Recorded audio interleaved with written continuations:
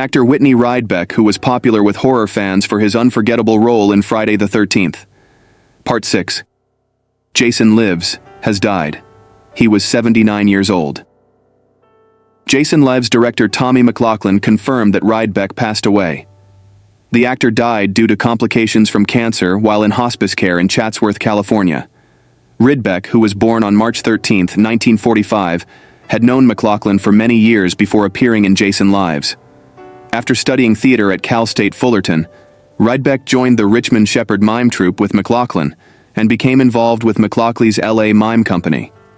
Rydbeck also had a key role on the small screen, appearing as one of the original crash test dummy actors in a series of television ads that started in 1985.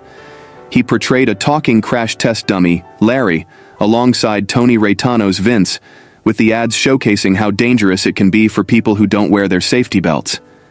Rydbeck has also appeared in various films such as Rocky II, 1941, Battle Beyond the Stars, Oliver and Company, and a Very Brady sequel. Rydbeck's survivors include his girlfriend of 10 years, Claire. Ray Reardon, a former world snooker champion, passed away at the age of 91. The Welsh snooker legend, who had been battling cancer, dominated the sport in the 1970s, securing 6 world titles between 1970 and 1978. Nicknamed Dracula due to his widow's peak hairstyle, Reardon rose to fame as snooker gained popularity on television. He won his first world title in 1970 against John Pulman and secured 4 consecutive titles starting in 1973, including a memorable victory over Higgins in 1976. Reardon claimed his last world title in 1978 and remained at the top of the world rankings until 1981. He retired from professional snooker in 1991 at the age of 58. Later, Reardon served as a consultant to Ronnie O'Sullivan, helping him win the world title in 2004.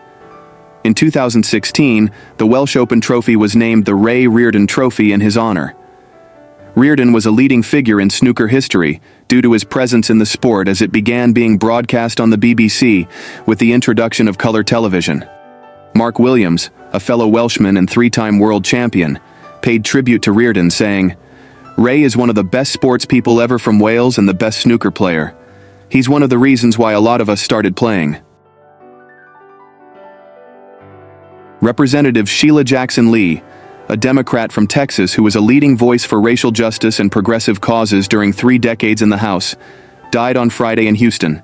She was 74. Her death was announced in a statement by her family that did not list a cause. She said in June that she had pancreatic cancer. Ms. Jackson Lee was the author and lead sponsor of the legislation that in 2021 established Juneteenth, commemorating the day in 1865 when the last slaves in Texas finally learned of their freedom, as the first new federal holiday in 38 years. She began her political career in 1990 when she joined Houston's City Council. In 1994, she was elected to Congress, beginning a nearly 30-year tenure in the House of Representatives. In one of her last political races, she lost the Houston mayoral election last year to John Whitmire, a moderate Democrat and former state senator. Though she entered the contest with strong backing from many Democrats and black voters, Ms. Jackson Lee struggled to establish a message and expand her base of support.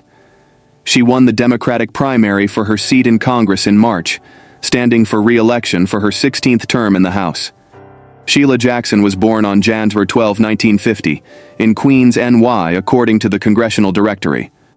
Her father, Ezra Jackson, a son of immigrants from Jamaica, worked as a cartoonist who drew comics for Marvel in the 1940s, she said in an interview with the Houston Chronicle last year. Her mother, Evelita Bennett Jackson, was a vocational nurse.